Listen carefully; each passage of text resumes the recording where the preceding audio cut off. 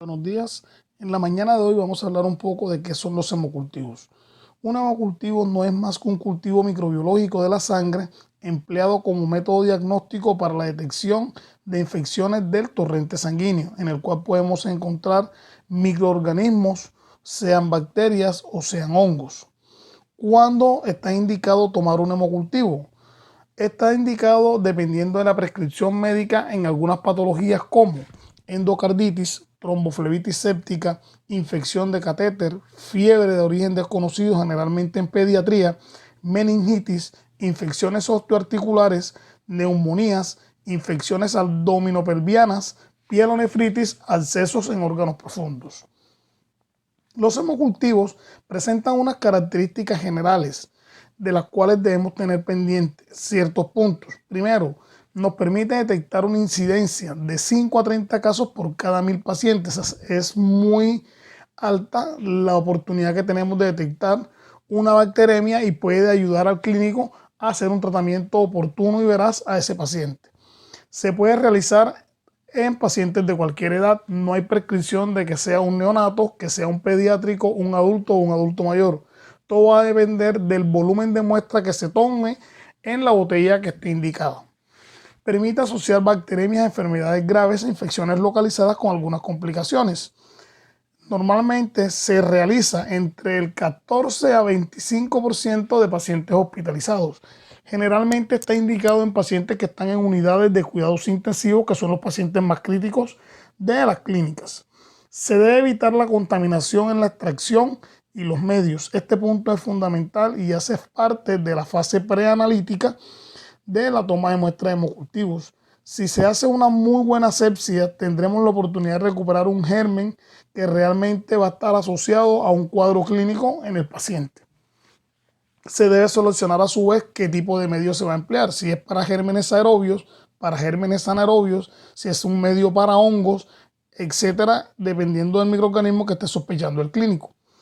Es importante que debemos conocer las características de cada uno de los frascos de crecimiento. Cada uno cuenta con un tipo de caldo y los caldos son específicos para ciertos microorganismos. Se debe identificar los medios que utiliza cada una de las botellas y en cuáles medios o placas de agar se deben hacer los subcultivos. Este hemocultivo nos permite identificar a nosotros todo agente causal de una bacteremia o de un cuadro séptico. Y además nos permite realizar un análisis microscópico rápido a través de una coloración de Gram, en la cual de manera oportuna le podemos ofrecer al médico la información de frente a qué germen nos encontramos para que él instaure un tratamiento mientras que obtenemos el resultado del antibiograma. Este tratamiento sería de manera empírica. ¿Cuándo está indicado extraer el hemocultivo? Para indicar la extracción del hemocultivo se deben tener en cuenta ciertos factores. Primero, el momento de la toma de muestra debe estar indicado. Lo ideal es que sea durante el pico febril. ¿Por qué? Porque esa es una respuesta inmunológica del cuerpo frente a un agente extraño en circulación. Se debe tener en cuenta también el momento de la historia natural de la enfermedad. Durante qué momento está cursando, cuántos días tiene el paciente de tener el cuadro febril, cuáles son las manifestaciones, si los cuadros febriles son de día, son de noche. Todo ese curso de la enfermedad que va mostrando el paciente es importante conocerlo para determinar cuál es el momento ideal de la toma de la muestra.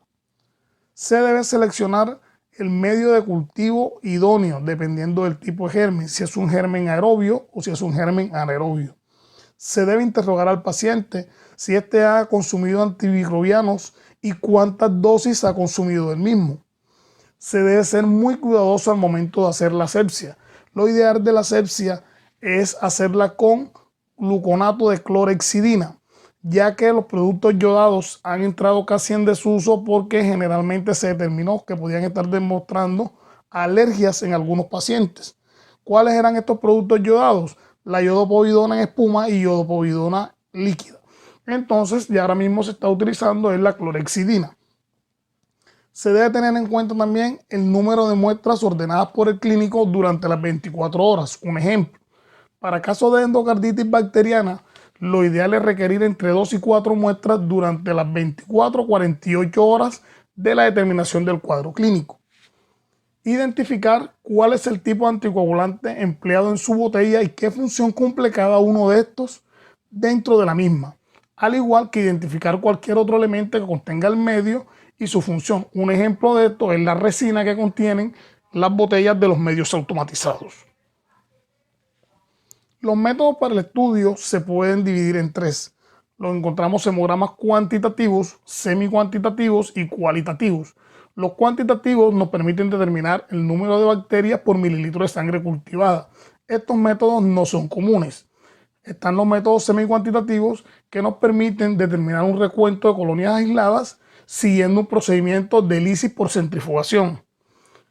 Y el que más se emplea, que es un método cualitativo, es un medio utilizado para cultivo en medios líquidos o medios bifásicos, que es el convencional que se utiliza a nivel clínico y el que está en uso en la mayoría de las instituciones de la ciudad. Un hemocultivo nos permite determinar el volumen de sangre, como cada botella está indicada si es para adultos o si es para niños o si es para lactantes. Una botella de adultos nos determina que debemos tener un volumen de sangre de entre 8 a 10 mililitros y se debe tomar con una jeringa estéril de 20 mililitros de calibre 14 o un sistema cerrado tipo mariposa. En niños está indicado más o menos entre 2 y 5 mililitros y en lactantes de 0.5 a 2 mililitros. ¿Qué es importante conocer de este punto? Que entre más volumen de muestra, más posibilidad tenemos de recuperar el microorganismo el cual estamos sospechando. En cuanto a los anticoagulantes, encontramos que los más comunes son heparina, citrato y el más común que es el SPS o polienatol sulfonato de sodio. La función de este anticoagulante, aparte de evitar la coagulación de la muestra, es que tiene unas propiedades antibacterianas dirigidas contra ciertos antibióticos, ¿ya? Inhibe o bloquea esos antibióticos para evitar que no se recuperen los gérmenes. Los caldos a utilizar, entre los caldos más comunes encontramos el caldo de triticasa de soya, caldo de tioglicolato, el cual es empleado para microorganismos anaerobios, y el caldo de BHI. Los microorganismos considerados contaminantes generalmente son los Staphylococcus coagulacea negativos, entre otros microorganismos como los Bacillus sp, los cuales se consideran que son microorganismos ambientales.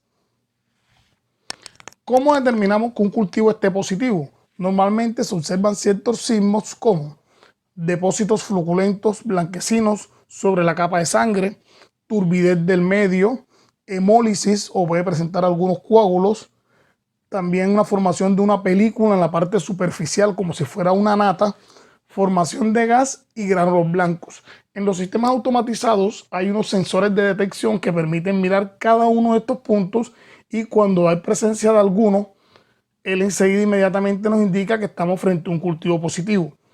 Este punto es importante conocerlo porque está muy relacionado con el tiempo del ingreso al equipo. Cuando los cultivos demoran más de 2 horas y ha presentado cambios, cuando se ingresa al equipo, ya el equipo no detecta esos cambios.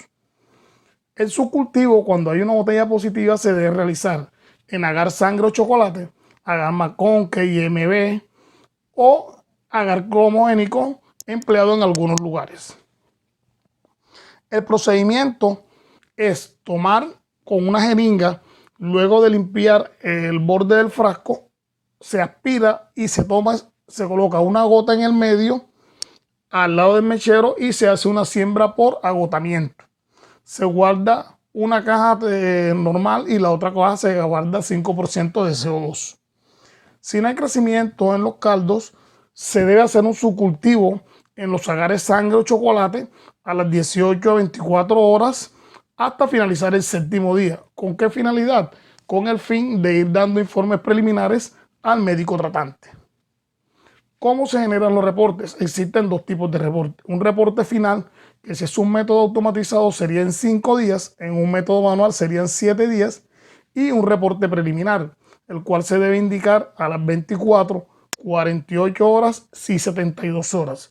Cuando el método es manual, se debe hacer unos repiques a las 24 horas, a las 48 horas y a las 72 horas y se le informa al clínico. Cuando el método es automatizado, no se requiere, hay menos exposición para el profesional de salud y únicamente se va tomando la fecha dependiendo del ingreso a la unidad de análisis.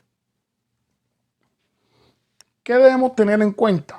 Primero, una identificación correcta de las muestras que debe contener nombre completo del paciente, documento de identificación, habitación o servicio donde está ubicado el paciente en el momento de la toma de la muestra, tipo de muestra obtenida y el sitio anatómico, si es venosa, si es arterial, si es de miembro superior izquierdo, miembro superior derecho, tipo de inicial del paciente del profesional, que toma la muestra y la fecha y hora de recolección.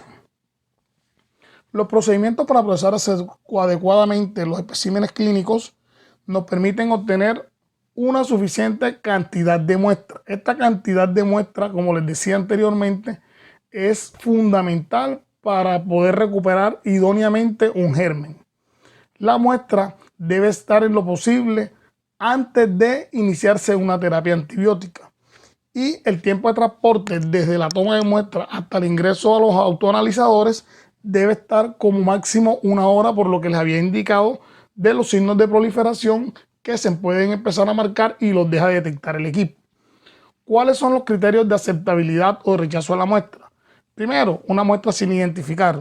Los especímenes obtenidos por medios no invasivos pueden volverse a obtener, pero estos procedimientos, como fueron invasivos y hay pacientes críticos o pacientes como niños o neonatos que es muy difícil su acceso, ya se pueden procesar, pero previa autorización del médico y haciendo una anotación de que el médico autoriza de que se procese el examen con un error. Que el transporte esté demorado, ya lo definimos, y que haya muestras repetidas durante el mismo día sin autorización del médico. La toma de muestra, como les he mencionado, es un procedimiento crítico. Se debe reducir la tasa de contaminación, la cual no debe exceder el 3% del total de hemocultivos tomados en la institución. La probabilidad de que el cultivo positivo indique una bacteremia verdadera aumenta cuando se realiza una muy buena toma de muestra. En personas adultas lo ideal es tomarla en las venas que están en la parte interna del antebrazo.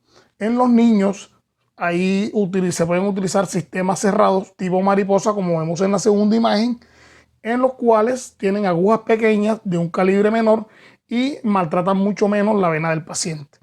En el caso del catéter venoso central, se debe hacer una previa asepsia de uno de los canales del catéter y por ahí se hace la extracción sanguínea.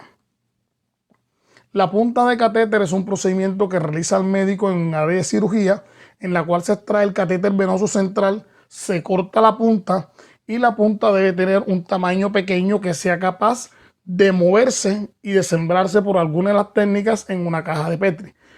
Un ejemplo de ello es el cuadro inicial que vemos en la parte izquierda, en la parte superior. Vemos otros errores que vemos que la cánula no cabe en la caja, no se puede hacer siembra por método de Mackie o se dificulta cuando se va a hacer siembra por método de dilución. Y encontramos algunos errores como los frascos que no son los adecuados, las cánulas demasiado largas que no permiten un procedimiento correcto del profesional de la salud. Estas son unas imágenes de algunos analizadores automáticos en los cuales se introducen las botellas. Si miramos el cuadro superior del lado derecho, cada orificio de los que vemos ahí presenta un sensor en los cuales se ingresa una botella y nos va a indicar cualquier cambio a los que hemos mencionado anteriormente. En la parte inferior podemos ver más o menos cómo se ven. La botella que tiene el fondo gris es como se ve la botella inicialmente. El primer signo de cambio es el cambio del indicador. Si nos damos cuenta, la botella al lado tiene el fondo amarillo. Es una botella que tuvo crecimiento. Hay producción de CO2, hay producción de metabolitos, acidificación del medio y por ende el torna un color amarillo. Estos son otros analizadores que podemos encontrar y algunas botellas que podemos conocer a nivel de los medios en el que nos movemos en la parte de microbiología. Encontramos las botellas de suspensión, como la botella de la tapa verde, que por presión de gas sube la muestra cuando está positiva. Están las botellas que están en la parte inferior izquierda, que son botellas de método manual.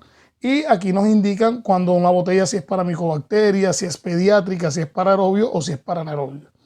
Muchas gracias.